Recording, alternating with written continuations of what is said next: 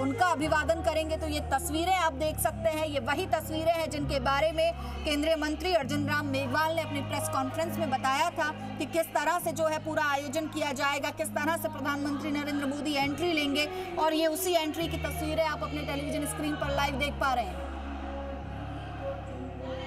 तो ये तस्वीरें, प्रधानमंत्री नरेंद्र मोदी पहुंच चुके हैं, हाथ हिलाकर जो है सभी का अभिवादन कर रहे हैं।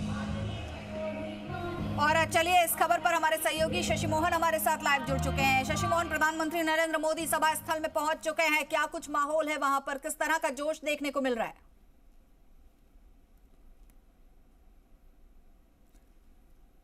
शशि मोहन, क्या आप तक हमारी आवाज पहुंच पा रही है? तो चलिए आपको बता दें कि प्रधानमंत्री नरेंद्र मोदी दादिया में सभा स्थल तक पहुंच चुके हैं। ओपन जिप में प्रधानमंत्री नरेंद्र मोदी सवार हैं और ऐसे में हाथ हिलाकर लोगों का अभिवादन करते नजर आ रहे हैं। 4.5 साल बाद जयपुर की जनता को ये नजारा देखने को मिला है जब प्रधानमंत्री नरेंद्र मोदी जयपुर में है और ऐसे में जो जनता है वो बेहद उत्साहित नजर आ रही है। हाथ हिलाकर प्रधानमंत्री नरेंद्र मोदी का स्वागत, अभिवादन यहाँ पर किया जा रहा है। और प्रधानमंत्री नरेंद्र मोदी भी जो है धीरे धीरे आगे बढ़ते हुए आम जनता से उनका अभिवादन स्वीकार करते हुए, उनका अभिवादन करते हुए नजर आ रहे हैं। तो ये तस्वीरें आप देख पा रहे हैं, जिस तरह से बताया गया था कि इस तरह का पाथ एक बनाया जाएगा बीच में, जिसमें दोनों तरफ जो है समर्थक खड़े होंगे, आम जनता खड़ी होगी और उसके बीच में से प्रधानमंत्री नरेंद्र मोदी निकलेंगे। जिस तरह से रोड शो में काफिला निकलता है उसी तरह से प्रधानमंत्री नरेंद्र मोदी निकलेंगे। तो ये वही तस्वीरें हैं जिसके बारे में बात की जा रही थी और चारों तरफ सिर्फ मोदी सुनाई दे रहा है। और जी राजस्थान पर आप ये एक्सक्लूसिव तस्वीरें देख पा रहे हैं। प्रधानमंत्री नरेंद्र मोदी मंच की ओर बढ़ रहे हैं, धीरे धीरे उनका काफिला आगे बढ़ रहा है। जिस गाड़ी में वो सवार है हाथ हिलाकर लोगों का अभिवादन कर रहे हैं और जनता यहाँ पर बेहद उत्साहित नजर आ रही है। ये एक्सक्लूसिव तस्वीरें आप देख पा रहे हैं जी राजस्थान पर, जहाँ पर प्रधानमंत्री नरेंद्र मोदी जयपुर पहुंचे हैं 4.5 साल बाद और ऐसे में जो है जनता का अभिवादन करते प्रधानमंत्री नरेंद्र मोदी देखे जा सकते हैं। उनके साथ प्रदेशाध्यक्ष सीपी जोशी मौजूद हैं उस ओपन जिप में। तो ये सीधी तस्वीरें जहां पर आगे बढ़ते हुए प्रधानमंत्री नरेंद्र मोदी और बेहद आराम से आगे बढ़ रहे हैं, आराम से जो है जनता का अभिवादन कर रहे हैं। जनता भी अपने नेता को अपने बीच में पाकर बेहद खुश नजर आ रही है, बेहद उत्साहित नजर आ रही है। दोनों तरफ से फूलों की बरसात यहाँ पर की जा रही है। तो ये तस्वीरें आप देख सकते हैं कि किस तरह से जो है मंच की ओर धीरे धीरे आगे बढ़ रहे हैं, लोगों से हाथ मिलाते नजर आ रहे हैं। प्रधानमंत्री नरेंद्र मोदी यहाँ पर हाथ हिलाकर लोगों का अभिवादन कर रहे हैं और वहीं दूसरी तरफ जनता भी लगातार नारे लगा रही है अपने नेता के लिए। तो ये सीधी तस्वीरें दादिया की, जहां पर सभा स्थल पर पहुंचे हैं प्रधानमंत्री नरेंद्र मोदी और ये प्रधानमंत्री नरेंद्र मोदी की जो ओपन जिप है वो आगे बढ़ते हुए, उनके साथ इस वक्त जिप में बीजेपी प्रदेश अध्यक्ष सीपी जोशी मौजूद हैं और धीरे धीरे आगे बढ़ते हुए लोगों का अभिवादन करते हुए नजर आ रहे हैं पीएम मोदी। तो सीधी तस्वीरें आप देख पा रहे हैं, एक्सक्लूसिव तस्वीरें आप देख पा रहे हैं। और चलिए हमारे सहयोगी शशि मोहन जी हमारे साथ जुड़ चुके हैं। शशि मोहन जी, तस्वीरों में हम देख पा रहे हैं प्रधानमंत्री नरेंद्र मोदी धीरे धीरे जो है मंच की ओर आगे बढ़ते हुए, लेकिन जो जोश है समर्थकों का वो भी यहाँ पर नजर आ रहा है। पीएम मोदी भी उनका हाथ हिलाकर अभिवादन कर रहे हैं। क्या कुछ माहौल है इस वक्त वहाँ पर? देखिए, माहौल तो मोदी में है। जब मोदी होते हैं तो माहौल सिर्फ मोदी का ही होता है और मोदी में ही होता है, ये बीजेपी जानती है और इसीलिए मोदी का स्वागत करने के लिए विशेष व्यवस्था की गई, विशेष तैयारियां की गई। जो भगवा साड़ी में भगवा साफादारी महिलाओं ने जिस तरीके से सभा स्थल में अपनी उपस्थिति दर्शाई, स्वागत किया पीएम नरेंद्र मोदी का, वो भी चर्चा का विषय रहा। और साथ में मंच संचालन, जिस तरीके से अधिकांश व्यवस्थाओं में महिलाओं को आज कमान दी गई है। दिया कुमारी जो राजसमंद से सांसद हैं, पूर्व विधायक हैं, उन्होंने मंच संचालन की जिम्मेदारी संभाल रखी है।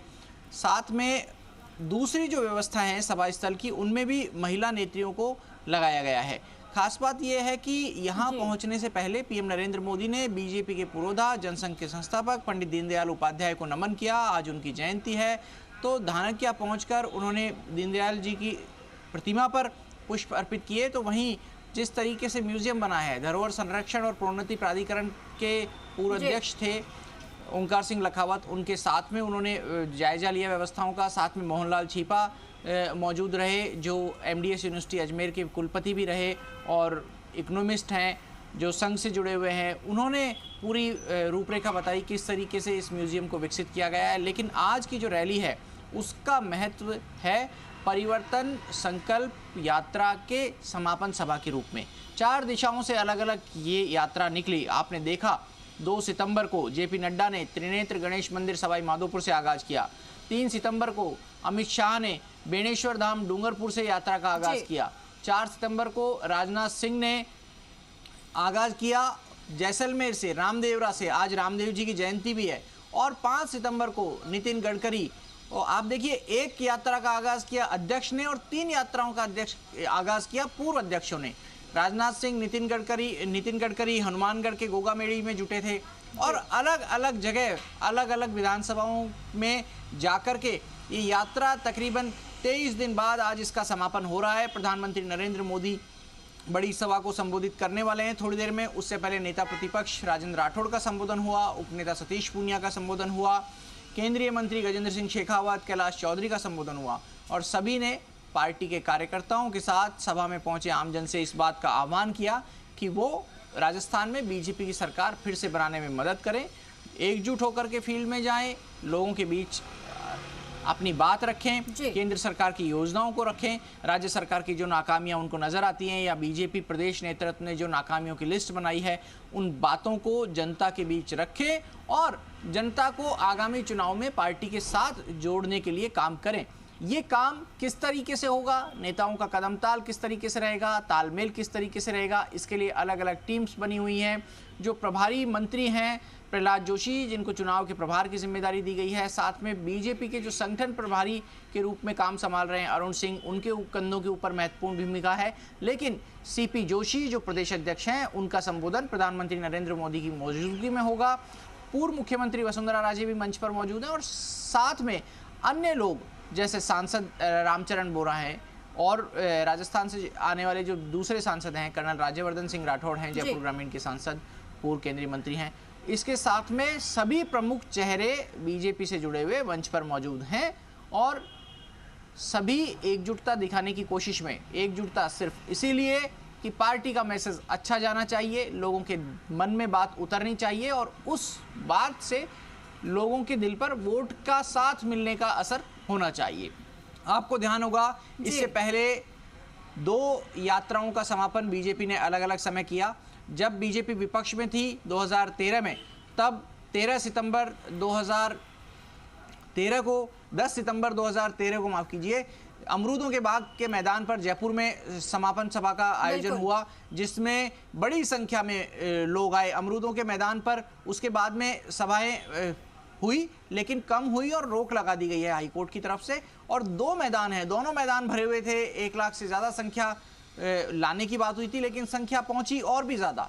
और उसके बाद में बीजेपी थंपिंग मेजोरिटी के साथ में 164 सीट जीत करके सत्ता में आई। फिर सत्ता में रहते हुए जो स्वराज गौरव यात्रा निकाली, उसका समापन अजमेर से किया 5 अक्टूबर 2018 को। वो भी कायड़ विश्राम स्थली में बड़ा कार्यक्रम किया, बड़ी सभा की, जिस सभा का जिक्र कांग्रेस के नेता भी करते हैं। दरअसल बीजेपी को घेरने के लिए कई बार कांग्रेस के नेता कहते हैं कि कायड़ विश्राम स्थली की सभा से पीएम मोदी ने ईआरसीपी का वादा किया था। और जयपुर में 7 जुलाई को एक सभा हुई, 7 जुलाई 2018 को ही, उससे भी ईआरसीपी का वादा किया था। तो इन सभाओं में जो बात होती है, एक एक बात कार्यकर्ता और आमजन तो सुनता ही है, साथ में विपक्षी पार्टियां भी ध्यान लगा के रखती हैं कि क्या बात है, किस चीज़ को मुद्दा बनाना है, किस चीज़ को कमज़ोर करके दिखाना है बीजेपी के नज़रिए से। और यही कारण है कि बीजेपी इस यात्रा की और इस सभा की अहमियत को समझते हुए अपनी पूरी ताकत यहाँ लगा रही थी। सभा में ज़्यादा से ज़्यादा लोग लाने की कोशिश थी। मंच से हमने सुना किस तरह दिया कुमारी ने पुलिस कर्मियों को कहा कि वो सभा के कार्यक्रम में बाधा ना बने। उन्होंने कहा कि आने वाली सरकार बीजेपी की है और पुलिस को ये साफ तौर पर चेताया कि वो कांग्रेस सरकार के एजेंट के रूप में या उनके प्रतिनिधि के रूप में काम नहीं करे। गजेंद्र सिंह शेखावत ने भी यही बात कही। जो एक खाली ब्लॉक था, जो कुछ कार्यकर्ताओं के खड़े रहने के लिए पीएम मोदी के भाषण के दौरान उनके भाषण को खड़े होकर के सुनते वो कार्यकर्ता, वहां जाने से रोका जा रहा था और इस बात को लेकर मन से हिदायत दी गई। लेकिन प्रतिपक्ष के नेता राजेंद्र राठौड़ ने रीट के पर्चे का